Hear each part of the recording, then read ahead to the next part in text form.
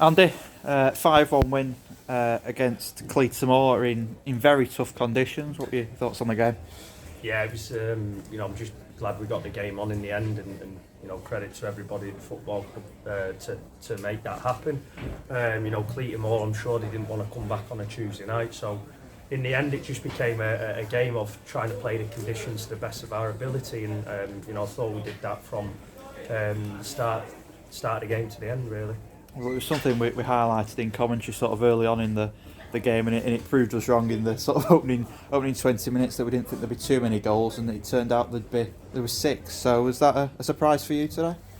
No, because I think sometimes we can overplay, and I think when we do put the ball in at certain areas of the pitch against teams, we cause them a lot of problems, and I think that's what we did first half, and arguably second half the game kind of petered out.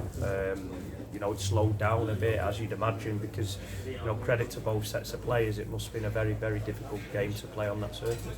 2 changes to the starting 11, Ayo Ibrahim and Chris Holt. Obviously Ayo was on the bench and Chris not in the squad. Jimmy Moore and Harry Brazell returning to the starting 11. First of all, what's the latest with Chris Holt?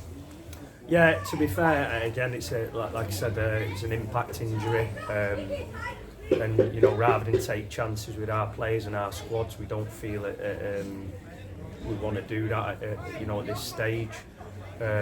Obviously Harry's he had a bit of an illness, so he was coming back from that and he was chomping at the bit. So having said that, Holty was unavailable today due to work commitments, which happens. It's the level we're at, and it just shows that we have to deal with those types of issues, and we've got a squad to deal with that.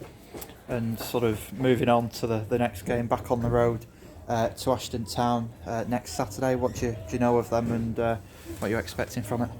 Well, obviously when they came here, felt even though we won 3-0, they were a strong team. I think they've recruited a few new players now, which, as you'd imagine, might give them a bit more impetus going to their place. But we've just got to focus on ourselves, as I say, pre-season to now. We now focus on the next game and work towards that.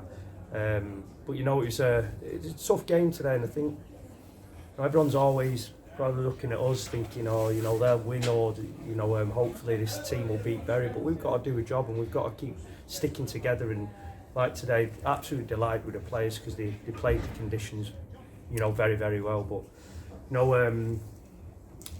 like you say, a couple of bodies missing, but we had someone from the coaching staff, Spencer Harrison, missing today, whose dad's not very well. So our thoughts go out to him and his family, and hopefully, we'll have him back with us in the dugout on Saturday.